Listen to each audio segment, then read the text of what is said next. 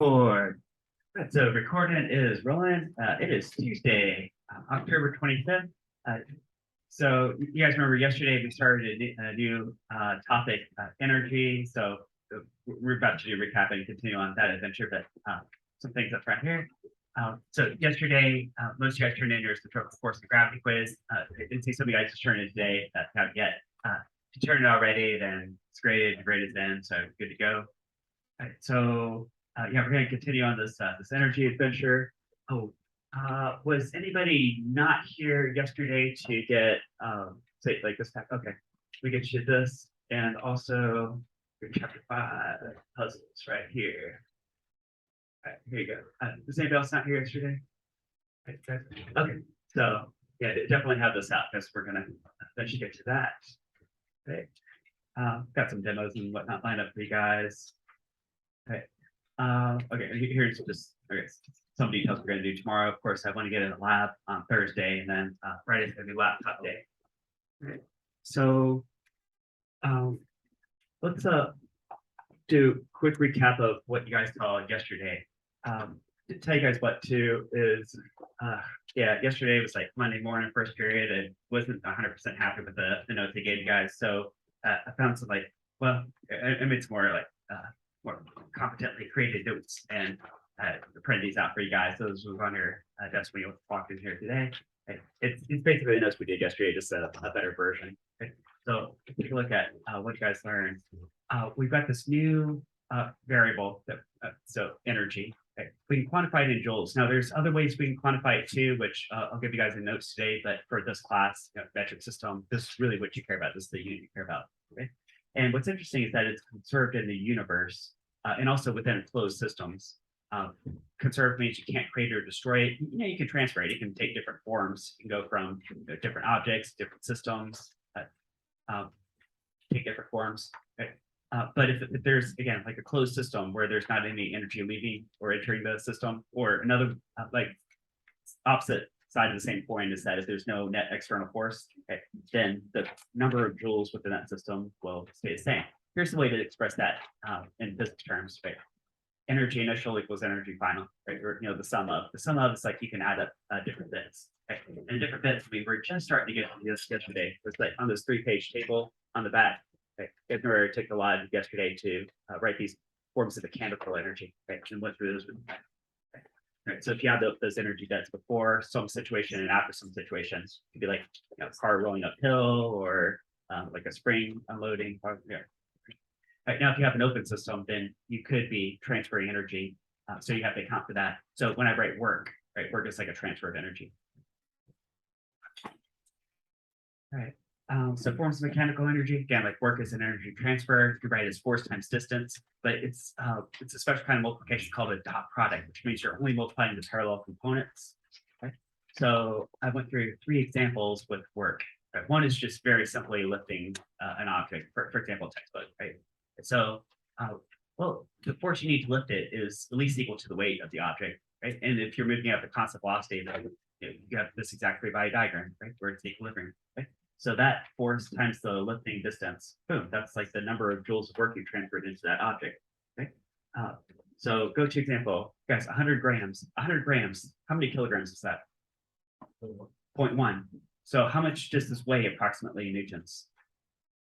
1. Yeah, 1 Newton. So this weighs 1 Newton, right? So I lift this 1 Newton weight, right? I have to apply 1 Newton force to lift it, right?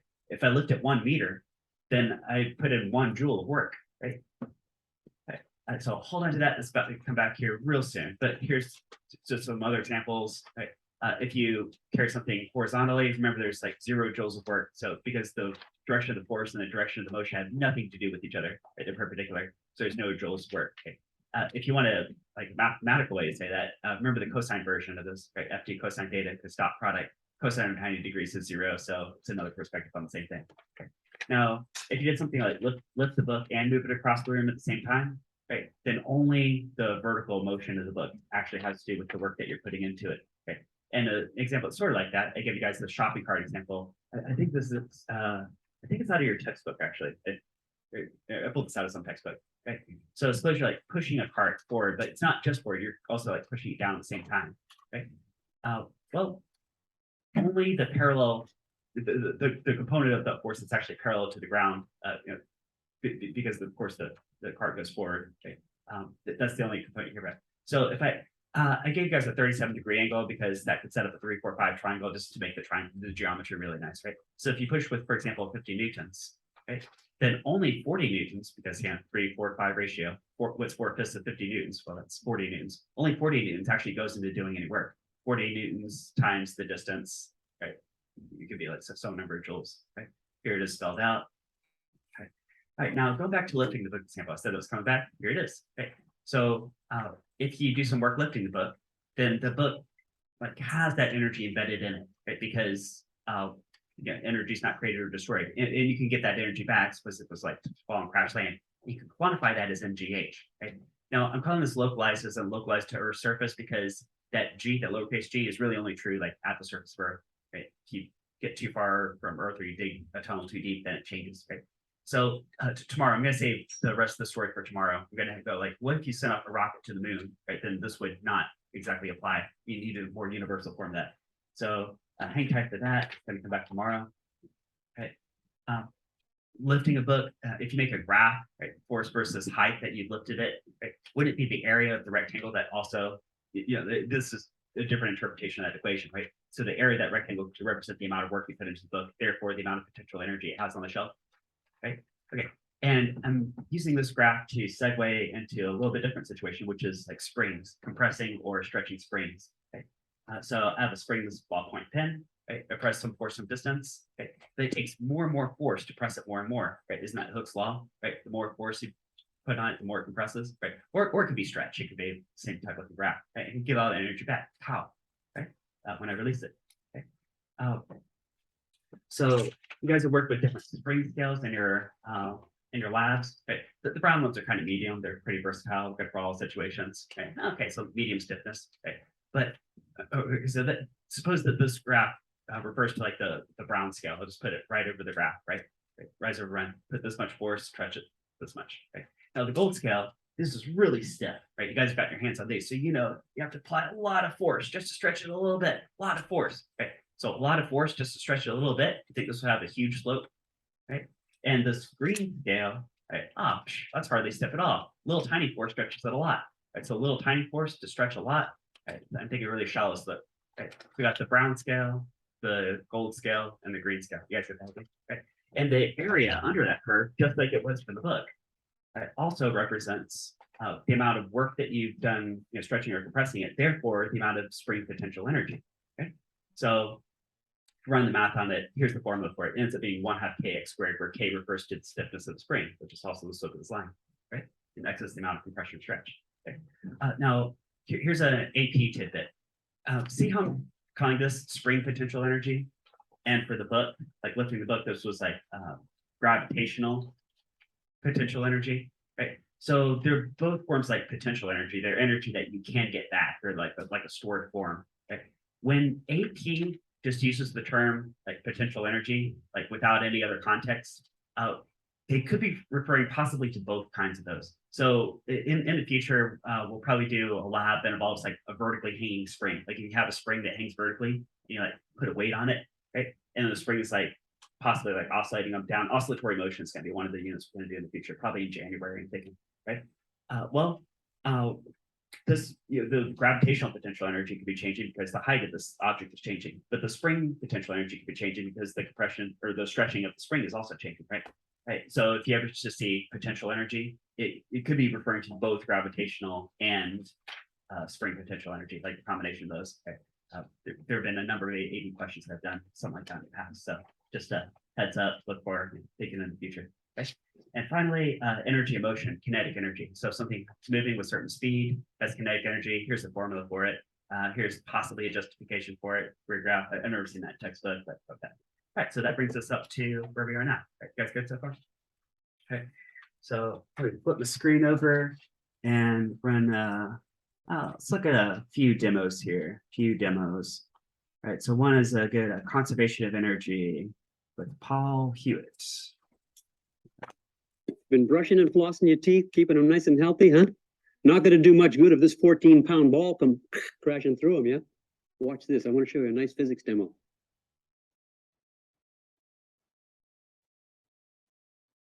The ball doesn't smash my teeth. How come? How come? Because of a very important conservation principle called conservation of energy in physics, which states this: take some energy to lift the ball, yeah? Now it has energy of position, call that potential energy. I let go, it turns into energy of motion, kinetic, back to potential, kinetic, motion, but no more potential energy afterwards than that which I start with. Try this sometime. Give the ball a little push. You better move your head. You know why? Because you gave it some energy in addition to the potential energy, and it will come higher. So pendulums are a really, really cool example of conservation of energy, right? Because at the endpoints, where the motion goes to zero, Energy of position, call that. yeah, there you go. Right, look, if the ball's not moving, then it doesn't have a height above the lowest point it could go. Potential energy. I let go, it turns into energy of motion, kinetic. And then when it's like right at the bottom point, right, as low as it could go. See, you could define height zero at the bottom swing of the pendulum. And if you do, it would be 100% kinetic energy. So all of its energy will have gone to its motion, but you could say it'd be swinging the fastest right at the bottom, wouldn't it? Okay? You kind of know that intuitively, right? Like it'd be going the fastest right at the bottom. And this is just one framework, one perspective of, you know, how you could even like set up the equations and quantify that, right? That's actually a really cool problem to solve too. Let me do that. Let me switch my screen over. Back over to so here. I got a couple of demos lined up for you guys, but this is a really classic like college physics level question, AP level question. Okay, is can you take this conservation of energy and apply it to like a swinging pendulum? Okay. So suppose you got nodal line there. Got let's define this as it's like the floor. Okay, okay, and then so,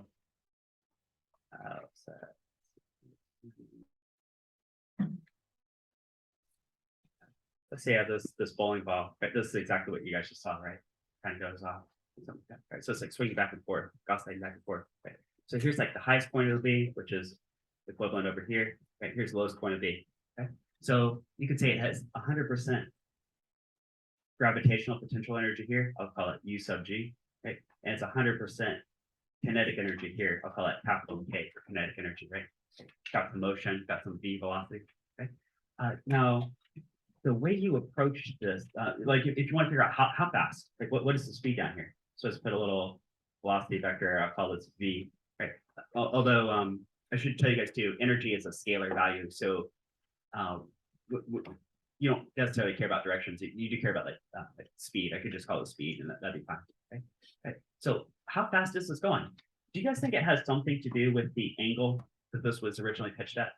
Right? Yeah, like the more you pull it back, the faster it's going to be going, right? Okay, so it has something to do with that. Do you think it might have something possibly to do with the length of the pendulum? Right? If I had a little tiny pendulum versus a really long pendulum, maybe. Do you think the mass of this object ends up canceling out like it did for the Galileo problem? Galileo dropped something off the tower, the mass ended up canceling out. We did that yesterday in a class. Probably so, right? Do you think that the height change is this right here? Do you think I call that the height change? Right? So, okay. And even if you define the floor like way down here, there's just extra steps. It has like some potential energy here, more potential energy here, but it's way easier just to call this height zero. Right? I mean, you've got the same answer either way. Right? All right. Ooh. Well, we have to use some geometry. Do you guys think that this bit right here? I mean, you guys see a right triangle being set up, right? Okay. Is this bit right here equal to L times cosine of theta? Right? From there to there? Is that true? Right. And hey, isn't this whole thing also L from here to here? I mean, if this is L, this has got to be L, right? Wouldn't that be true? Right. So wouldn't this height change be the difference between L and L cosine theta? So L minus L cosine theta. Is that true? Right. Which is also, I could factor out an L if I wanted to. 1 minus cosine theta. Right. That'd be a little fancy. Okay. Can you guys do that?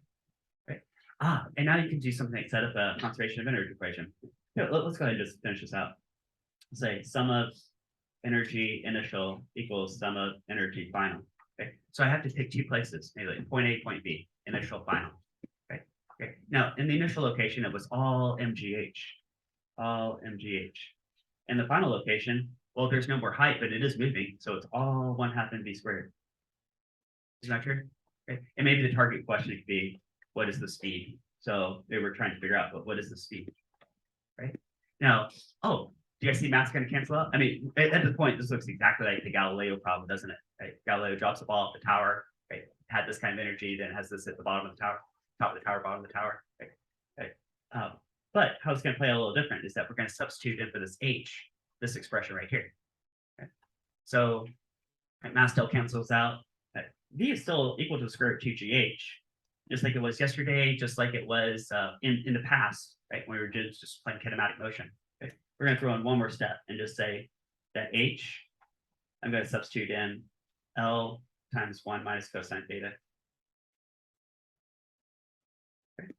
Right. Now you have an expression for how fast it's going as a function of, let's see, what planet you're on, the length of the pendulum, and also the angle that you pull it at, right?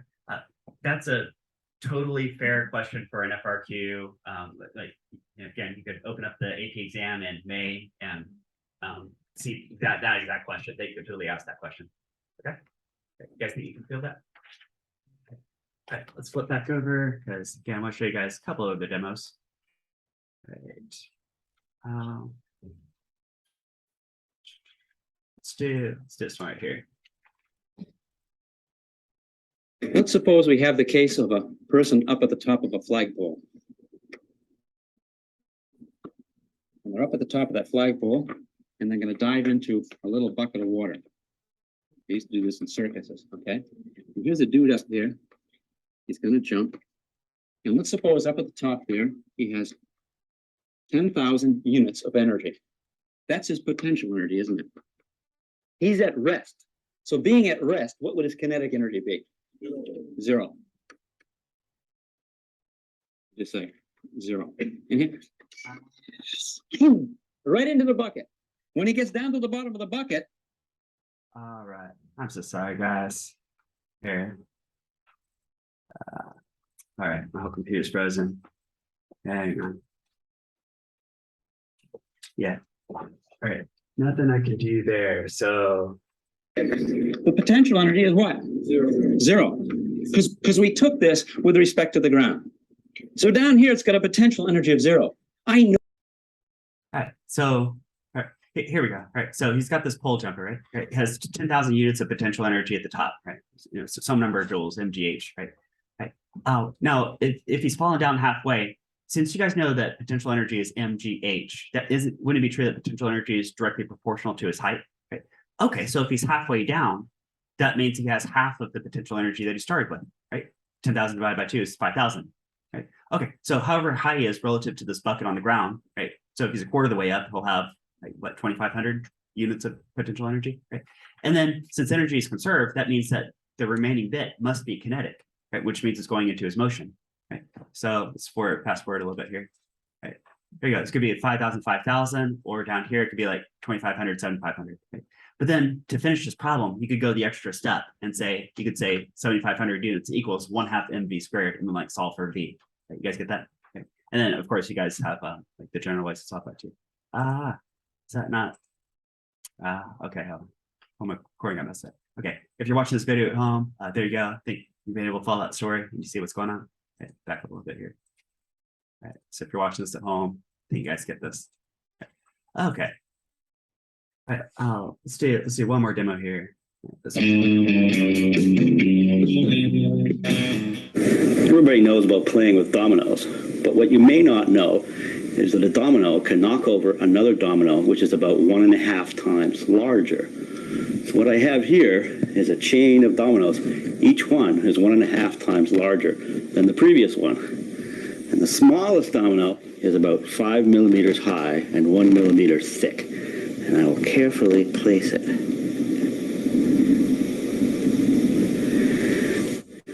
And there are 13 dominoes. And the largest domino, it weighs about 100 pounds and is more than 1 meter tall.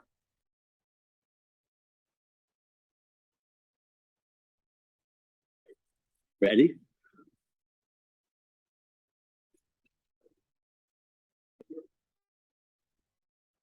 Boom. That was 13 dominoes. If I had 29 dominoes, the last domino would be as tall as the Empire State Building.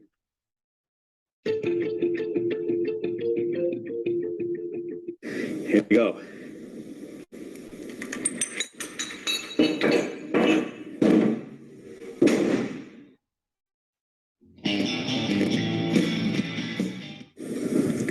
What's the physics going on here? Well, every time you stand up a domino, you lift it against gravity, and that stores some of gravitational potential energy in the domino. And you only have to put a little bit of push to get it to that tipping point, and then you get all that energy back again when it falls over. And that's more than enough energy to knock over the next domino, which releases even more energy. All right. There we go. Got some other demos too. I think I'll save for another day. Okay, but let's do some more notes here. Right. So I need to tell you guys about power, right, and then tell you guys a bit more about ways to quantify energy, and then we'll go hit that 3-page table. Right. That's the plan. Right. Right. So here's a new idea. Right. Power. Right. You guys remember yesterday I introduced energy or work that can be measured in joules. Okay.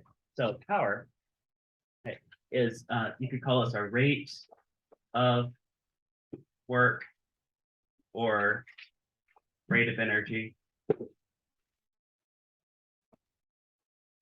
Okay. So this could be like work per unit time or energy per unit time, right? Right. And the unit for that, right,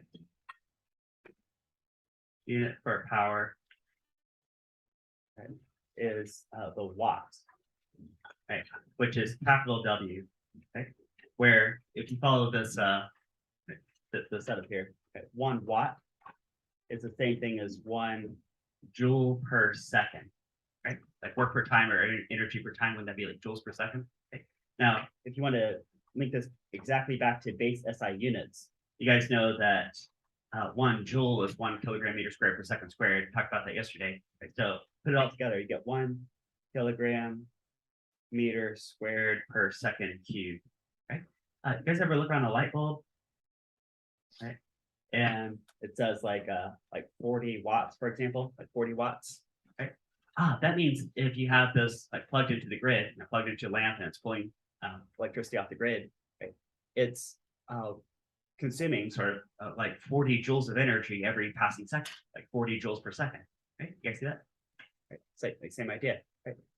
Okay, so it's like a continuous like energy usage, right? Now, of course, that energy is not disappearing. It's just converting from energy in an electric form to energy like in terms of like heat and light, right? Which is not mechanical forms that I can really put into an equation for you guys this week, but right, that's kind of the conceptual explanation of that. Okay. Right, you guys get that? Right. So let's do an example here. Okay. Hold on. Do I want to do that? A couple things I gotta tell you guys. Yeah. Yeah, let's do this first. Right. So suppose you have an elevator. Elevator is moving upward. Right. Let's say pulled by a motor. Pulled by a motor. So a motor is pulling an elevator upward. Give you guys a picture here. Right. So I've got an elevator. Right. It's moving upward, and then like at the top, there's like this motor like pulling up. Right. Okay. Right. So let's say that the weight of this elevator is like I don't know, let's call it 1,000 newtons, just to make a number, right? And let's say it's going at a constant speed, just keep it pretty straightforward, right? So the tension force is also 1,000 newtons, right? And let's have this thing lifted to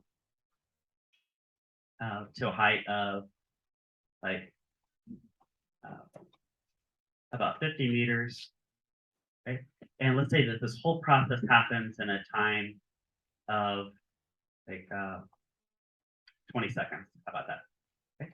Okay. So So we know the forces involved, we know the height that we're lifting it, we know the amount of time that this happened is. Okay? And my question might be something like how much work was done lifting the elevator, right? And then the follow-up question would be like how much power.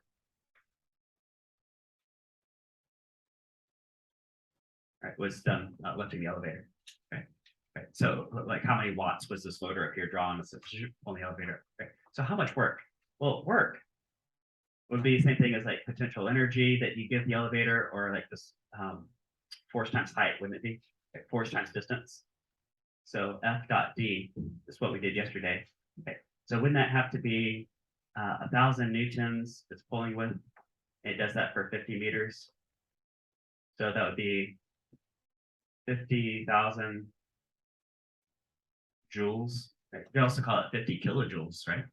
50,000 joules.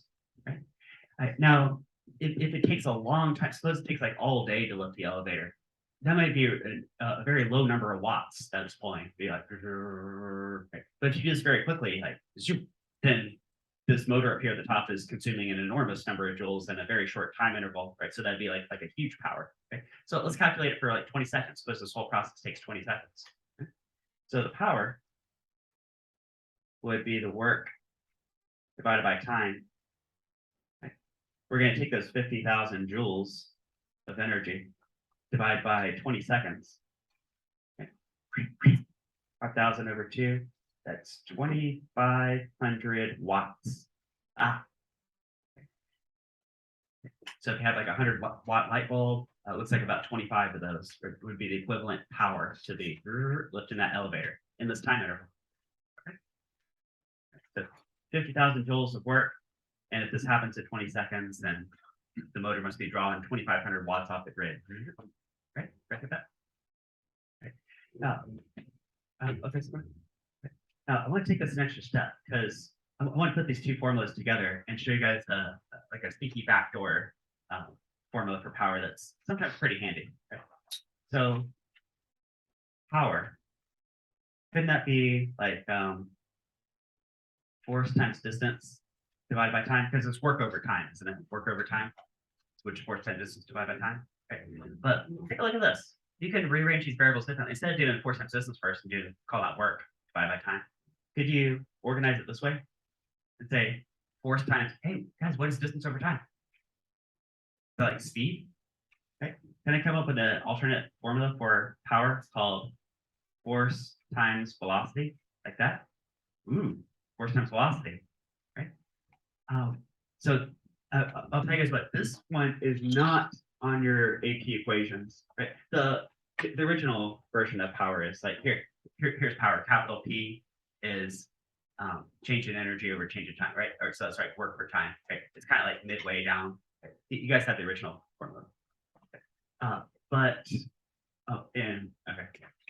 You know what? While I'm pointing out stuff, right above it, it says work, change in energy or work is force times distance times cosine of the angle between them. Okay. So that's straight from your notes yesterday. Okay. But so one that I have boxed in here, they do not actually give to you, but every once in a while, this is handy. This could pick you up 1 or 2 points on the AP exam. You just have to see your back pocket, pull this out. Okay. So let's look at the same example that we just did, okay, and see if it matches up. Okay. Because if the thing moved 50 meters in 20 seconds, okay, and the force is like 1,000 newtons. Let's see if it's the same thing. Okay. So I've got 1,000 Newton force, right? And this thing moved 50 meters in 20 seconds. Gonna be like so many meters per second, like 2.5 meters per second, right? So 2.5 meters per second, 2.5 meters per second, times 1,000 newtons. That times that, that's still 2,500 watts. Hey, that's the same thing we got before, right? 2,500 watts. That's like that 2,500 watts, right? It's the same thing, right? A little bit different path through the force, but you get the same answer, right? You know what else I want to point out is this unit. You guys see capital W for watts, right? Now, yesterday you guys saw capital W as a variable to represent work. So it's all in the same unit too. It's all unit 4. So careful about that. When you see a capital W in physics, say, is it a variable talking about work measured in joules, or is it a unit watts to measure some quantity of power. Okay, so it's totally different concepts, right? You guys get that? Any questions so far? Okay. And so speaking of units, I need to tell you guys different ways now to measure energy. Okay. So how to measure energy. Okay. Now the only one that you really care about in this class is joules. Okay, so of course 1 joule, 1 capital J, that's 1 kilogram meter squared per second squared. Okay, you guys remember that one from yesterday. Okay. But there's other ways you can measure energy too. A really common way, if you get an electricity bill one day from a utility company, is kilowatt hours. Right, so 1 kilowatt hour. Right, it's a really common way to quantify energy, say on a utility bill. Right? Now, this is a weird convention, I think, but if you think about it, it technically works because watts, you guys know, is like power, which is energy per time. And if you multiply that by hours, oh, you're multiplying by a time unit. Energy per time multiplied by time, doesn't it just bring it back to energy? Like watt hours? And then kilos just times 1,000. Okay. Let's see how many joules this is. Let's do a quick dimensional analysis. See if you guys can beat me to the answer. Okay. Yeah, so some railroad tracks here. Well, I know that 1 kilowatt is the same thing as 1,000 watts. And I know that 1 hour is the same thing as 3,600 seconds, which is a base SI unit, seconds, right? I don't want days, I don't want hours, I don't want minutes. Okay. There you go, 60 minutes in an hour, 60 seconds in a minute. 60 by 60 is 3,600, right? Okay. So now I've got watt seconds. And guys, watts times seconds, isn't that joules per second multiplied by seconds, which just gives you some number of joules. This ends up being an enormous number of joules. It ends up being 3,600,000 joules. You could also call that 3.6. Guys, what's the prefix right here? What's a million or something? No. Megajoules. 3.6 megajoules. Okay. Another way to quantify energy. Right, so we got joules, we got kilowatt hours. Okay. Another way is calories, right? Like if you look at nutrition labels, it says like, how many calories is that? Oh, well, that's a quantity of energy, right? So 1 calorie, right, is, this is the amount of energy it takes to raise 1 gram of water by 1 degree Celsius, right? So it's like a thermal energy idea, right? Raise one gram of water, 1 degree Celsius. Okay? It's the same thing as 4.184 joules. Right? It has to do with the specific heat capacity of water. Right? Now, actually, it's kind of distinct from my example. I said, like, if you look at a nutrition label, it says calories. Right? So it's not exactly what this is. So 1 capital C calorie is actually a food calorie. 1 food calorie, okay, which is 1,000 lower calories. Okay. So you could also call that 1 kcal. So food calories like capital C, or 4,184 joules. Okay. Right. So we got lower C calorie, we got capital C calorie, which is actually kcal. It's the same thing. Okay. So different ideas going on there. And put a bar to separate those two ideas. Okay. And then lastly, right, so we got joules, which you care about. We got kilowatt hours, which you're going to care about one day when you get utility bills. Right, we got like calories and food calories. Okay. Sure, off by a factor of 1,000. Okay. There's one more, which is British thermal unit, BTU. I don't think I've ever solved a problem that has this in the calculation, but just for completion, that's approximately equal to 1,055 joules. Right. So if you ever see that, like BTUs, right, out in the world. There's probably some American appliances that have BTUs on them, so maybe, I don't know. All right. All right. Guys good with this so far? Okay, so far we did a recap on energy. You guys saw some demos. We looked at a swinging pendulum, which is a pretty classic example. Introduced power to you guys, which is work per time. You guys got the an alternate formula for power, which is force times velocity. Right now we're looking at different units of energy. Okay, so let's switch over to this 3-page table now. 3-page table. Let me find you guys from yesterday. Okay. So yesterday we did the first example, Galileo drops the ball, real classic example, which has an answer that you guys have seen in the past, right? Like it looks a lot like a swinging pendulum too, doesn't it? Square root 2gh. Like, as long as you start from rest and release something and it just falls under Earth's gravity, the speed it picks up to is always square root 2gh. Right? Now if you throw it, it's a different story. We did one more example, but let's just go down the line here. We'll knock out as many as we can today, and then yeah. So a cannon fires a cannonball at some angle from ground level. Right. Ooh, hey, that's a projectile type situation, isn't it? Right. Now, whatever the speed ends up being due to the height change, you, again, already have a way to solve. You could go back and solve projectiles. Now, that would be a really long process. You guys remember solving projectiles? It's usually one of the hardest things that students do in physics because it's a complex process. You would say, well, I have to take this velocity at some angle. I have to know that what that angle is. Then I have to say, how far is it going? What's the horizontal component? What's the vertical component? Maybe, right? Then you have to say, well, how much time is it in the air for maybe to reach this height? And then like what speed is going, what's the horizontal component of velocity? What's the horizontal component of velocity? And then finally you can put those together with Pythagorean theorem, right? No, that's like a whole process, right? Like a whole process, right? But with conservation of energy, it ends up being like way simpler, like way faster to solve this. So what do we care about? I care about the ball and the earth, just like yesterday, the cannonball, maybe the cannonball and the earth. Okay. Let's say it's already been blasted from the cannon, so that force has already been applied. I don't care about the cannon anymore. Right? So I've got like the ball or system, the cannonball or system. Okay. And at point A, isn't it all what kind of energy? Leaving the cannon. It's all kinetic, 1/2 mv squared. Right? And that's the point A, put a little subscript A on the D. Okay. And that's it because it's like at ground level. Okay. Then you get up to point B. What's one type of energy at point B? Kinetic. Yeah, kinetic. Yeah, there's some kinetic left over. So 1/2 mv squared at point B. Okay. And there's also gravitational potential, mgh, point B. Yeah, so you get like an energy mix, right? Now this V at point B is less than this V at point A. And then from energy accounting, of course it would be because whatever energy is left over had to go into like raising it against gravity. Right? Right, so can you solve for this VB just based on like the blast speed from the cannon and the height that it changes? Right?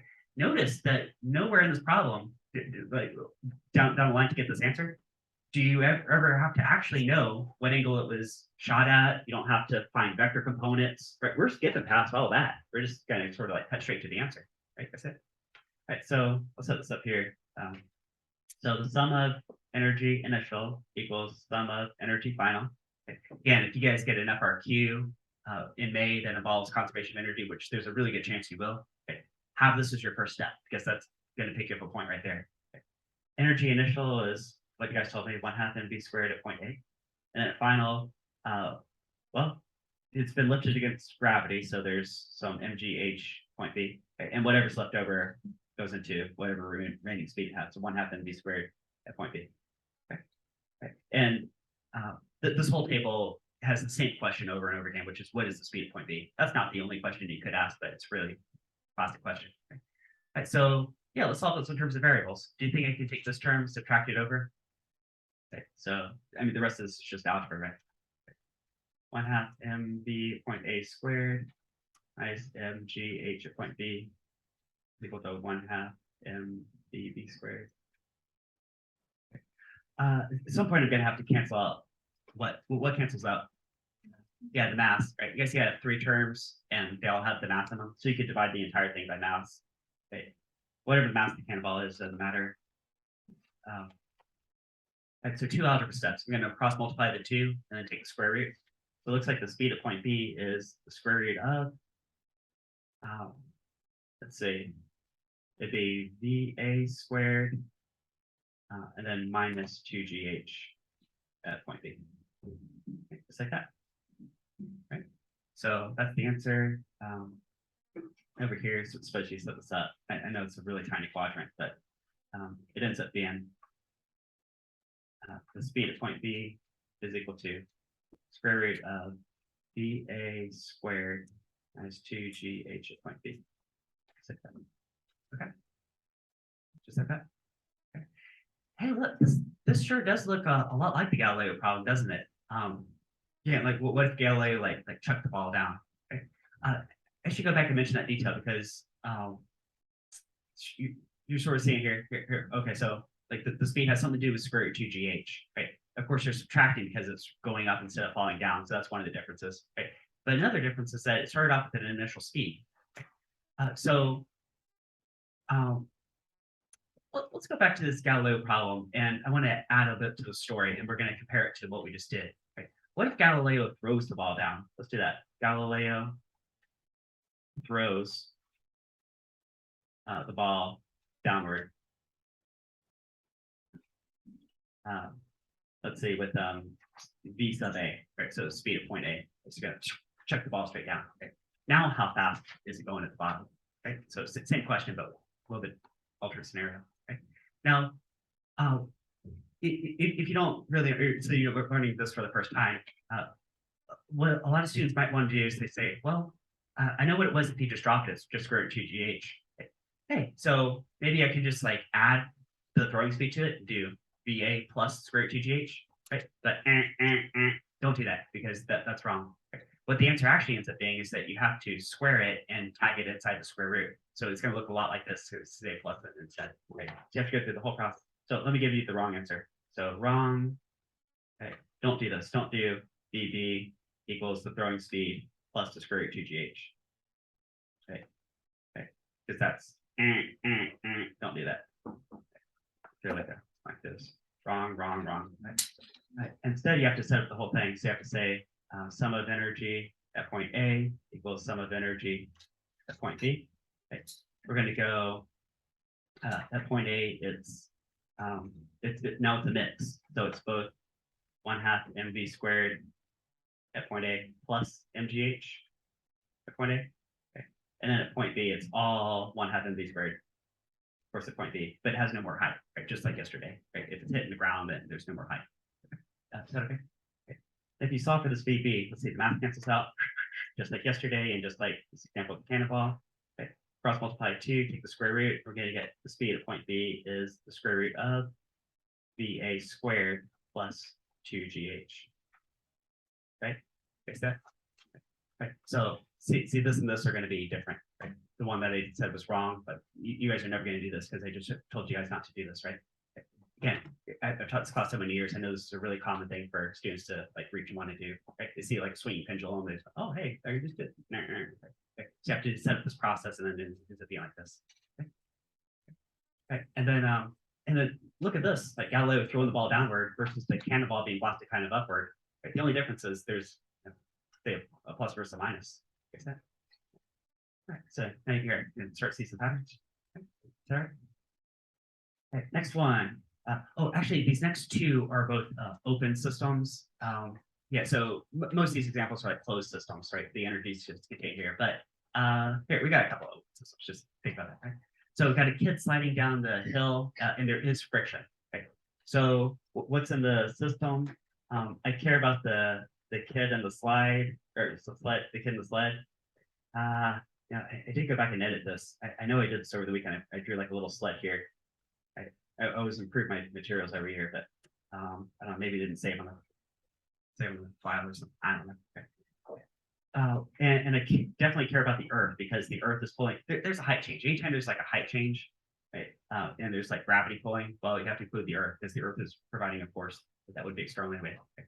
So I really care about that as my system. Now, depending on how you look at this, you might also include the surface of the incline. Maybe if you want to keep it a closed system, but I'll just keep this as an open system, right?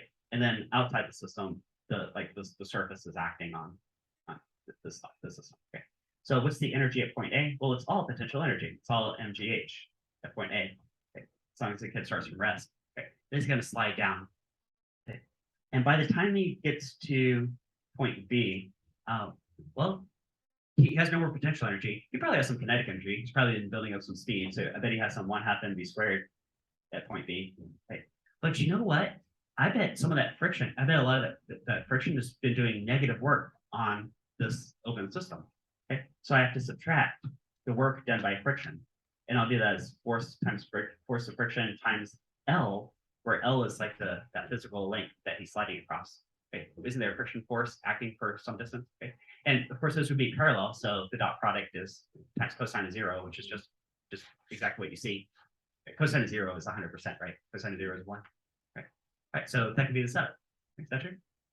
Okay. Now, of course, you guys know friction force. You know, if you want to go some extra steps, you can say that, well, that's coefficient of friction times normal force, and the normal force is the kid's weight times cosine of the angle, right? And we're not going to go exactly that deep because I want to keep this pretty big picture. But yeah, if you had the variables flying around, if you knew the angle of the incline, coefficient of friction, you could solve that, right?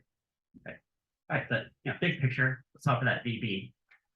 Okay, so I got sum of energy initial equals sum of energy final. Okay, so it starts off as all this kind of energy at the top. Okay, then I'm so sorry, guys. Okay, this is an open system. Oops. Sorry. Okay. The sum of energy at point A minus the external work, which is work done by friction, in this case, is equal to the sum energy at point B. Because this is an open system, isn't it? Okay. Sometimes it's called work energy theorem. Let me write that down. Work energy theorem. Okay. If you ever see that phrase in an AP question, then this is what they're talking about, work energy theorem. Okay. So we got mgh at point A minus force of friction times the length that it acts over is equal to 1/2 mv squared at point B. Okay. You guys think you can solve for this VB? Okay. I'm sure the math would end up canceling out if you did a bunch of crazy substitutions with this friction force, but let's ignore that. Okay. So multiply both sides by 2, divide by m. VB squared is, let's see, 2 over m, that's 2gha minus friction force times 2 times L divided by m. I think that's right? Okay. And finally, the square root of all that. 2gha minus 2 friction force length divided by m. Okay. All right. And that is all we have time for today. Okay. Who's got any questions? You guys get that? All right. Yeah. So tomorrow I'll tell you guys about universal gravitational potential energy, and we'll just do a bunch more examples and then knock out as many as we can. All right.